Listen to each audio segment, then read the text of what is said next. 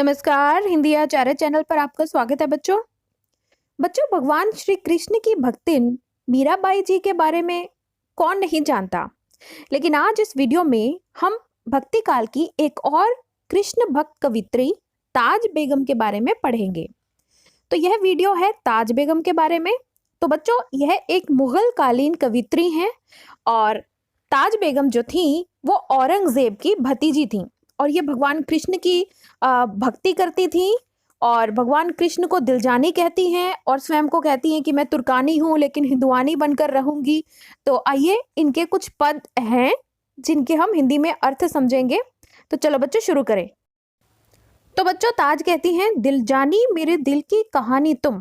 ताज कहती हैं श्री कृष्ण को कि आप मेरे दिल जानी हो, आप मेरे दिल की जान हो, मेरे दिल की कहानी हो तुम, आप मेरे दिल की कहानी हो श्री कृष्ण। दस्त ही बिकानी। बच्चों, यह जो दस्त शब्द है यह हस्त शब्द से मिलता जुलता शब्द है, यानी कि हाथ। तो फारसी में हाथ को दस्त कहते हैं, इसी से आगे दस्ताना शब्द बना है। तो ताज कहती हैं कि मैं तो दस्त ही बिकानी, मैं तो आपके हाथों बिक ही गई हूँ, बदनामी भी सहूंगी मैं कि मैं तो आपके लिए कि मैं भगवान श्री कृष्ण की भक्ति करती हूँ, एक हिंदू स्त्री की तरह श्री कृष्ण की भक्ति करती हूँ, तो मैं इस चीज की बदनामी भी सहने के लिए तैयार हूँ। अब कहती हैं ताज, देव पूजा ठानी हो निवाज हो भुलानी तजय। अब ताज कहती हैं कि मैंने तो अपने मन में यह सोच लिया कि मैं तो देव पूजा करूंगी, मैं तो श्री कृष्ण की पूजा करूंगी और मेरी जो भूल है उसको आप छोड़ दीजिए। आगे देखते हैं। ताज कहती हैं कि कलमा कुरान सारे गुण ना कहूंगी मैं, कि मैं कलमा और कुरान के जो गुण हैं उनको ग्रहण नहीं करूंगी। कहूंगी मतलब ग्रहण नहीं करूंगी। क्यों? क्योंकि मुझे तो भगवान श्री कृष्ण की ही भक्ति करनी है। इसीलिए ताज कहती हैं कि मैं तो श्री कृष्ण के हाथों बिक गई हूं, मुझे तो भगवान श्री कृष्ण। ताज कहती हैं श्यामला सलोना सिरताज सिरकुले दिए। अब श्री कृष्ण की सुंदरता के बारे में ताज बता रही हैं कि श्यामला सलोना, कि आपका जो रंग है, आपका जो रंग है वो श्याम है। सांवला रंग था श्री कृष्ण का, तो उनके सांवले रंग के बारे में बता रही हैं ताज कि आपके सिर पर तो मोर का मुकुट है। तेरे नेह बाग में निदान हुए रहूंगी मैं, कि मैं आपके नेह बाग में, तो जो उपवन है बाग है, अब नेह का अर्थ होता है प्रेम, कि मैं आपके प्रेम के उपवन में, प्रेम के बाग में इसीलिए हुए रहूंगी मैं, कि भाई मैं आपके प्रेम के बाग में ही रहूंगी। हे श्याम, मैं आपके प्रेम के बाग में रहूंगी। कहने का अर्थ क्या? कि मैं तो आपसे प्रेम करती रहूंगी। नंद के कुमार कुर्बान ताणी सूरत पर। हे नंद के कुमार मतलब पुत्र, यहाँ पर कुमार का अर्थ पुत्र है। तो हे नंद के बेटे, मैं आपकी जो सूरत है, आपका जो चेहरा है, आपका जो मुख है, उस पर मैं कुर्बान हूँ। हो तो तुर्कानी हिंदुआनी हुए रहूंगी मैं, कि भाई कहने को तो मैं तुर्कानी हूँ। यहाँ पर तुर्कानी का अर्थ तुर्क की रहने वाली नहीं, यहाँ पर तुर्कानी का अर्थ मुसलमानी है।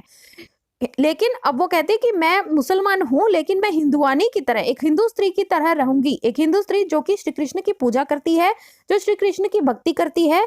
तो ताज कहती है कि मैं तो एक हिंदू स्त्री की तरह रहूंगी, चाहे मैं तुर्कानी हूँ। अब यहाँ पर तुर्कानी शब्द एथनिसिटी की बात नहीं हो रही, यहाँ पे धर्म की बात हो रही है। ठीक है बच्चों, अब अगला पद पढ़ेंगे।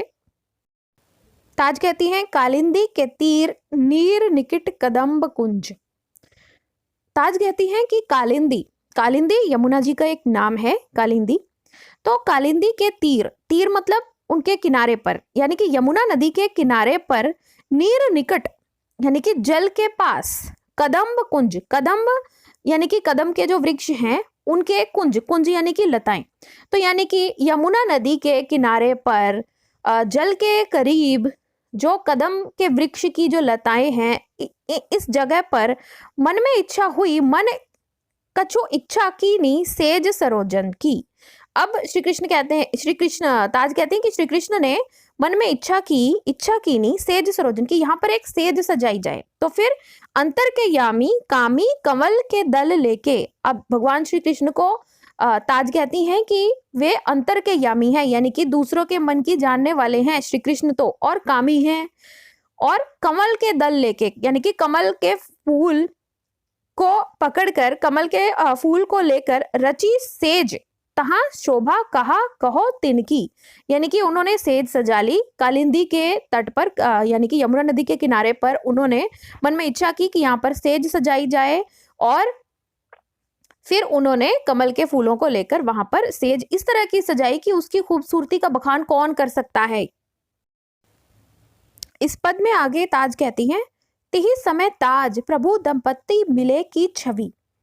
ताज कहती हैं कि उसी समय, जो अपना नाम बीच में उन्होंने इस पद के रखा है कि ताज के प्रभु, यानी कि मेरे प्रभु, यानी कि भगवान श्री कृष्ण के बारे में बता रही हैं कि उनकी मिले की छवि। दंपत्ति, दंपत्ति यहाँ पर ताज ने किसको कहा है?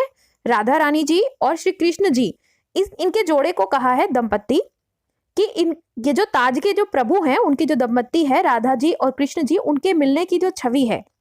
बरन सकत को नाही वाही छिनकी, यानी कि इतनी सुंदर इनकी जो छवि है राधा जी और श्री कृष्ण जी की, कि उसका वर्णन कोई कर नहीं सकता है। राधे की चटक देखे आँखियां अटक रही। राधा जी का जो चटकीलापन है, उनकी जो तेजी है, उनका जो चटकीलापन है, भड़कीलापन है, उनकी उसको देखकर आंखें जो हैं वह वहीं पर अटक जाती हैं। और मीन को मटक नाही साजत वा दिन की, कि भाई जो यमुना नदी के अंदर जो मीन है, यानी कि जो मछलियां हैं, वो उस दिन में जो मछलियां हैं वो उतनी बढ़िया तरीके से मटक नहीं सकती जिस तरीके से राधा जी वहां पर मटक रही हैं। तो कहने का अर्थ क्या? ताज यह कहना चाहती हैं कि भगवान श्री कृष्ण और राधा जी, उनकी जो लीला है उसका वर्णन कर रही हैं, बहुत ही सुंदरता के बारे में बखान कर रही हैं ताज, और भगवान श्री कृष्ण की बहुत बड़ी भक्त हैं। तो आशा करती हूँ आपको यह जो 2 पद हैं ताज बेगम जी के द्वारा लिखे गए, अच्छे से मैं समझा पाई हूँ। पूरा वीडियो आपने देखा, आपका बहुत बहुत धन्यवाद। इसी तरह के और वीडियोस को देखने के लिए मेरे चैनल को सब्सक्राइब अवश्य कीजिएगा। हिंदी आचार्य।